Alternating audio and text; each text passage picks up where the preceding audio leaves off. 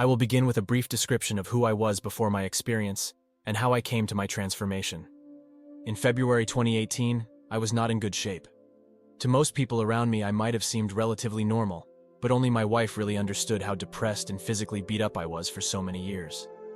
I had been working to finish a capstone project of my career for far too long, and not feeling very good about who I was or my future prospects as a designer and construction worker. Not one day went by that I did not contemplate suicide. I was either too cowardly to get there or not satisfied with the details of my exit. I wanted it to be clean. On the evening of February 18th, 2018, I wanted to be alone. It was my birthday, and I was at the nadir of my personal social distancing. Some friends of my wife, who I now think of as friends, invited us over for a movie night at their house. I did not want to go. Movie night was becoming a regular thing for these other people, and at the time I was becoming deeply antisocial.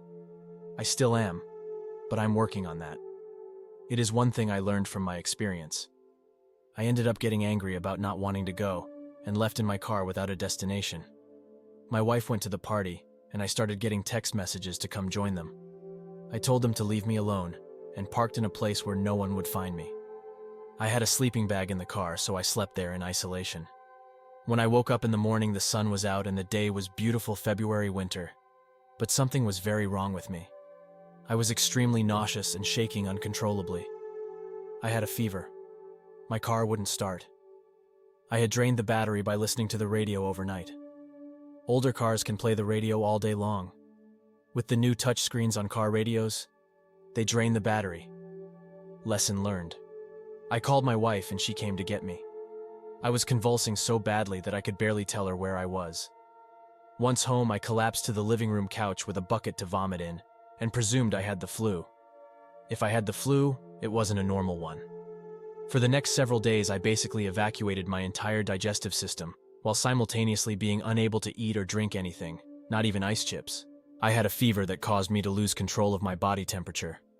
My temperature would drop below normal, then spike up to 103 plus inside of an hour. I would move between writhing on the couch in feverish sweat and contracting over the toilet with dry heaves and diarrhea. No stuffy nose or clogged sinus, no chest congestion. By February 22nd, I was exhausted and very weak. I was dehydrated beyond thirsty, beyond what should allow for life. I wasn't getting better, and I knew a person cannot reach that level of dehydration without dying. My wife was trying to get me to go to the hospital, but I knew I would end up in ICU and would rather die than create huge medical bills. We have good insurance, but any trip to ICU is a $35,000 bill, and even with good insurance, it is still more money than I wanted to spend to avoid dying. That evening looked normal around here. My wife and daughter were making dinner when I retreated from the couch to the bathroom for the last time. The contractions wouldn't stop, and after a while I knew that I was about to die. I crawled outside to the edge of my driveway and my side yard. I didn't want whatever mess that would be created when my muscles released to happen inside the house or on the pavement. I was very conscious of this fact for some reason, and it took all of my energy to move what was becoming my corpse to the spot where my experience took place. Once there, I continued to have contractions from my core until I reached a point of submission. I thought to myself, I don't care if I live or die, I just want this suffering to end. In that exact moment, everything changed completely, and I was no longer suffering. I realized that I was dead, but it didn't scare me. It was more of a okay, so what happens next kind of thing. It was completely dark and I was immobile. I felt as if I was suspended in a viscous fluid, like a piece of fruit in a jello mold. In this place there was no sense of time or space at all. I am claustrophobic, but I was oddly calm and accepting of my static condition. Then there was a reddish light to the blackness, and I felt similar to the feeling you have when your bare foot gets stuck in mud and you pull it out. It felt like that, but in every cell of my body.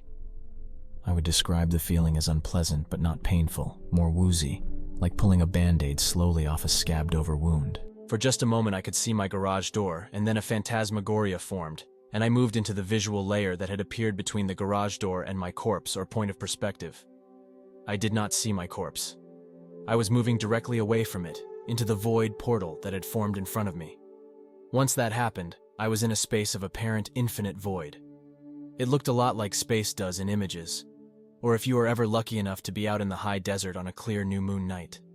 Vast, boundless, black. In the field of view to my right, and far off in the distance, was a very bright white light that had the quality of agency, even though it did not move while I was there. I could sense that it had agency. I don't know if I communicated with it. If I did, I don't know in what way yet. I may know in time, and maybe its influence is subtle, parceled, yet continuous, momentary, and infinite.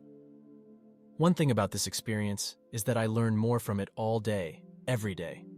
To my left, and close to me in front of me, was an entity that I cannot describe easily. It had an abstract shape that would constantly change. The closest thing I can use to describe it is a combination of three things. To describe the movement, I would say to imagine thin satin fabric in a strong breeze, like how the surface of a flag changes in wind. Constant, slightly chaotic fluid waves, and not flapping. Also, it was at least three-dimensional. It wasn't just a surface or image. It could have been a hologram. Other than the colors, this entity could be represented visually with a well-constructed hologram program. Emotively, it would be difficult to represent. I'm not sure of its function, but it has one. Somehow I know that. The visual physical texture was sponge-like, but made from lots of fibers of an unknown translucent, apparently living material. Also, this entity was psychedelic. The colors are not colors I have ever seen on Earth and cannot recreate in Photoshop. Additionally, the colors would shift and change constantly like the skin of a cuttlefish. I might have been there for eternity. Time was not a thing at all, at least not from the scale my brain can comprehend. It felt really good to be there. I've never felt that good before or since. It wasn't feeling good, like comes from peak experiences in mortal life. It was the feeling, for lack of better words, of unconditional love. It changed me completely in an instant. From my right side, a choice was presented to me with a question attached. Who or what presented the choice I did not see. It was a nonverbal communication. It was known to me. You can stay here or you can go back. Either way, the outcome will be the same. I chose to go back. The question, why? Why will the outcome be the same, and is this a good or a bad thing? I don't seek any answer to this question. Maybe my work is the answer. My choice was selfish, but I had no fear of either choice. I felt as if I was communicating with truth. Some people have said that they returned because they had young children or other people to take care of. I do. I returned because I knew the physical relics of my life would be difficult for my family to process in my death. I didn't want them to be embarrassed for my hoarding disorganization. I had been accidentally selfish for years and could clearly see that truth from this perspective. It would take too much time and energy, physically and emotionally, for my family to process the mess of my physical life. I felt the need to clean it up before I die forever. Grace came to me. I instantly found myself curled in a ball on my knees where I last left me. When this happened, there was a whisking noise, and I was clearly physically transformed back into my corpse. I stood up in the freezing night air and walked back inside, barefoot and now perfectly healthy, albeit the most tired I had ever been in my life. My fever was gone, and I was hungry and thirsty.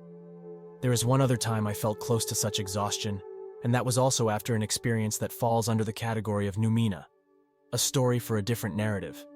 The way I can think of my level of exhaustion from the experience that might be relatable for people is how an astronaut who has been in space for a while must feel when they come back to Earth. Like gravity is extra strong. Like the totality of me, physically and spiritually, weighed double from normal. In the kitchen, I found my wife and daughter, who joined me while I made a grilled cheese sandwich and had 1/4 of it with a glass of water. I was happy, and in a way I had never felt before, really feeling honest happiness, happiness without ego. I was also just starting to realize that I had just been somewhere else in a very real way. I went to bed. Several hours later, I woke up to the longest fart I have ever passed. I was laughing as it continued for more than a minute or two. This tube that is my body was completely evacuated at the time I got the signal to exit life. Now the first little bit of food in my new self was moving into the intestines from my stomach. A funny visual, beautiful and miraculous. I was tired for about a month, but my psychology began to change so completely that I wasn't overly concerned with my physical condition at first. I went back to work, and soon my big project was at the point of significant completion. At that point, I more or less retired from construction and began to focus on embracing the potential for my second chance to live as a human. What has happened since then is the subject of a lot of my blog posts. Most of it is centered in the expansion of creativity and empathy. Significant since my experience are contentedness, a change in my taste for food, revulsion to alcohol, lack of anxiety, lack of ego, distance, control of emotions. My emotions now inform myself, not become myself. Generally better luck and better use, awareness of intuition, a huge surge and consistency of creativity. More superstitious, not paranoid, like I am never alone. On June 14, 2018, just after 9 a.m., I felt an emotion I assume was joy. I have felt it occasionally since then. Before that morning, I had only felt it in a very tempered way when watching my daughter learn in real time. Nothing else ever evoked joy. Now I feel it more frequently and in a strong way. As the months went by, I began to look at all of life in a much more clear way than I ever had before. I felt, and still mostly feel, as if I am synchronized with the vibration and intention of consciousness or God, or however one wants to look at the fact that we are each part of something infinite, and not separate from each other and the totality of existence. I don't feel as connected to it in mortal form as I did wherever it was that my consciousness went, but sometimes I feel close. I would say that I was absolutely transformed in my moment of submission. Each day since then trickles closer, in my rivulets of presence and intention, to where I was on February 22, 2018. Each day has me focused on the work of what I feel I was allowed to continue to life for. Each day has me focused to some extent on preparing for mortal death. Little by little, my existence is as a creative empathetic, and I strayed far from that in pursuit of my ego for most of my adult life. In what might have been a vision or near death, I found myself again. That does it for today's video. Let me know what you thought about it in the comment below.